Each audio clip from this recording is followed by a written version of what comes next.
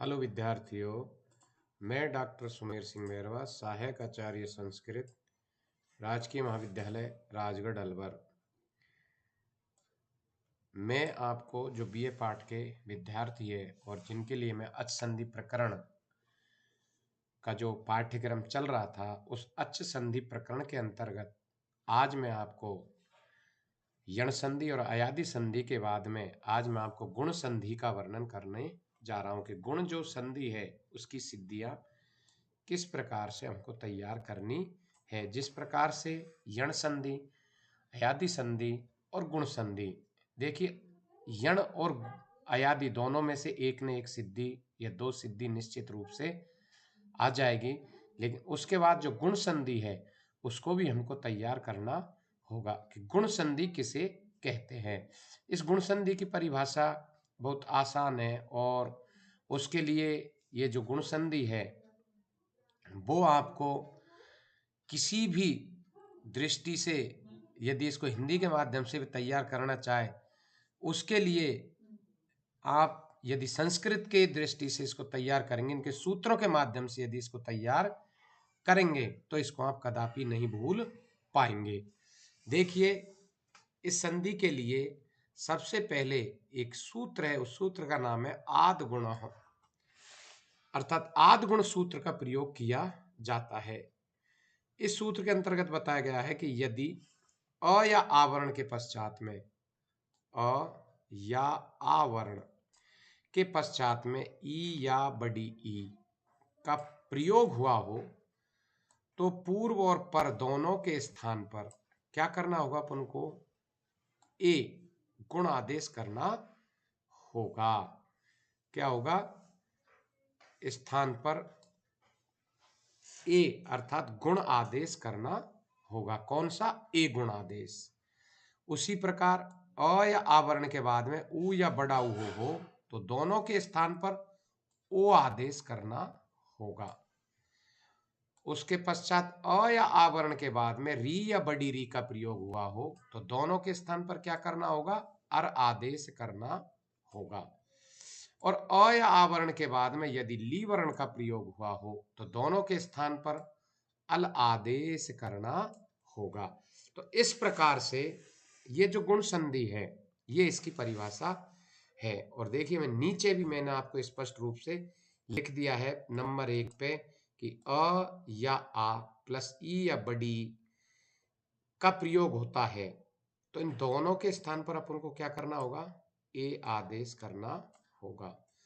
उसी प्रकार अ या बड़ा उ के बाद में, अर्थात अ या बड़ा ए या आ के बाद में उ या बड़ा उ का प्रयोग हुआ हो तो इन दोनों के स्थान पर ओ आदेश करना होगा। फिर अ या आ के बाद में री या बड़ी री का प्रयोग करना है तो हमको अर आदेश करना होगा। और अ या आ के बाद में ली वर्ण का प्रयोग हुआ हो तो अल आदेश करना होगा। अब इन सिद्धियों को याद करने के लिए या गुण संधि को याद करने के लिए, गुण संधि की जो सिद्धियां हैं उनको तैयार करने के लिए निश्चित रूप से जो हमको सूत्रों की आवश्यकता पड़ती है, उन सूत्रों में सबसे पहला तो आदगुण सूत्र है ही, उसके बाद सूत्र आता है अदेंग गुण। अदेंग गुण सूत्र से तात्पर्य क्या? देख, अदेंग गुण अत प्लस एंग, अर्थात अ और एंग, एंग प्रत्याहार हो गया, अ हो गया तो ए और ओ, अ ए ओ, इनकी क्या होगी? गुण संज्ञा होगी। तात्पर्य है कि अ और एंग प्रत्याहार ए और ओ की गुण संज्ञा होती है। इन तीनों अक्षरों का वर्णन जहां पर भी होगा वहां पर हमको गुण संज्ञा करनी होगी। अगला सूत्र है तपर तत्कालस्य। तपर तत्कालस्य सूत्र का भी यहां पर प्रयोग किया गया। तपर, तपरह, तपरह से तात्पर्य यहां पर दो अर्थ से माना गया है कि जिसके पश्चात तकार हो और जो तकार के पश्चात हो। तपर तत्कालस्य, जिसके पश्चात तकार हो और जो तकार के पश्चात हो। तत्काल का अर्थ होता है कि उसके उच्चारण काल में ही समान जिसका उच्चारण काल हो, अर्थात उसके उच्चारण काल के समान ही जिसका उच्चारण काल हो, उसे तपर तत्कालस्य कहते हैं।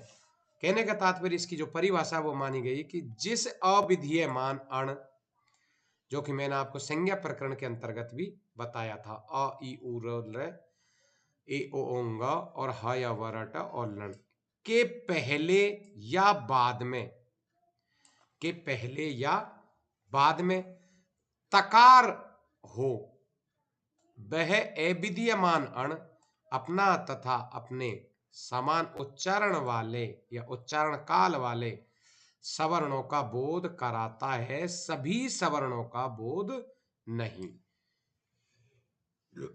अर्थात उसके समान उच्चारण वाले वर्णों का ही वह बोध कराएगा, सभी सवर्णों का बोध नहीं। तात्पर्य यह है कि अविधीयमान तपर अण यदि एक मात्रिक होगा तो वह अपना एक मात्रिक वर्ण ही उदात, अनुदात, स्वरित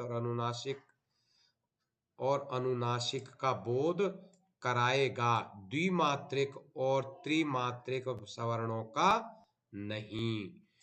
इसी प्रकार से अविधीयमान अण द्विमात्रिक है या अण द्विमात्रिक का बोध कराएगा, त्रिमात्रिक का नहीं। कहने का तात्पर्य है कि जिसका वो वर्ण है, चाहे वो एक मात्रिक है तो एक मात्रिक का, द्विमात्रिक है तो द्वि का, और त्रि है तो त्रिमात्रिक का। ये नहीं कि एक मात्रिक का द्विमात्रिक बोध करा देगा और द्वि का त्रिमात्रिक करा देगा, ये उसका नहीं है। तीसरा जो सूत्र हमको तैयार करना है वो सूत्र है आद गुण, जिसकी परिभाषा मैंने आपको लिखा दी है वैसे, लेकिन फिर भी कि संहिता के विषय में अवर्ण से अच परे होने पर पूर्व और वर्ण के स्थान पर गुण आदेश करना होगा। अर्थात ह्रस्व या दीर्घ वर्ण के बाद में, ह्रस्व या दीर्घ आकार के बाद में यदि कोई स्वर वर्ण का प्रयोग होता है तो पूर्व अ या आ वर्ण के बाद आने वाला स्वर वर्ण दोनों के स्थान पर एक ही गुण अ, ए या ओ आदेश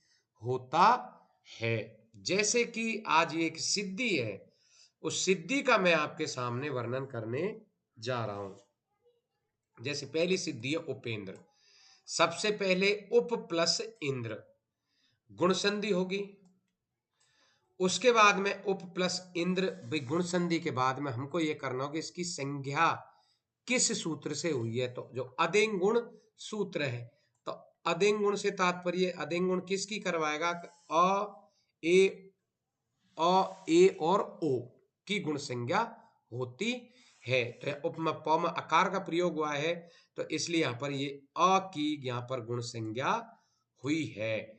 उसी प्रकार फिर किस सूत्र से इसकी हुई है, तो आदगुण सूत्र का यहां पर प्रयोग उप प्लस इंद्र कि यदि ह्रस्व आकार के बाद में यदि स्वर वर्ण का प्रयोग हुआ हो तो दोनों के स्थान पर गुण आदेश होता है, दोनों के स्थान पर गुण आदेश होता है। तो देखिए गुण आदेश होने के बाद में कि भाई किससे होगा, तो तपर तत्कालस्य सूत्र का अब प्रयोग हमको यहां पर करना होगा कि जिस अविधीयमान अण के पहले या बाद में तकार होता है वह अविधीयमान अपना तथा अपने सवर्ण को उच्चारण काल वाले का ही बोध कराता है, सवर्ण संपूर्ण सभी वर्णों का नहीं। उसके बाद में स्थाने अंतरतम। स्थाने अंतरतम से तात्पर्य है कि प्रसंग में वही एक से अधिक आदेश प्राप्त होने पर वही आदेश होगा जो उसके अंत सदृश्य होगा, दूसरा नहीं। तो उप प्लस इंद्र अ और ई को मिलाकर के क्या हो जाता है, ए आदेश। तो यहां पर उपेंद्र रूप सिद्ध हो जाएगा। उसी प्रकार जो इसकी दूसरी सिद्धि है, उस सिद्धि से यहां पर तात्पर्य है गंगोदकम, अर्थात यह भी एक परीक्षा की दृष्टि से मोस्ट मानी जाती है। गंगोद कम, गंगा प्लस उदकम गुण संधि, फिर गंगा प्लस उदकम अदेंग गुण। इस सूत्र के लिए अ ए ओ की अपन को वही गुण संज्ञा करनी होगी, अर्थात यहां पर किसकी गुण संज्ञा होगी, गंगा प्लस उदकम ओ की गुण संज्ञा यहां पर हो जाती है।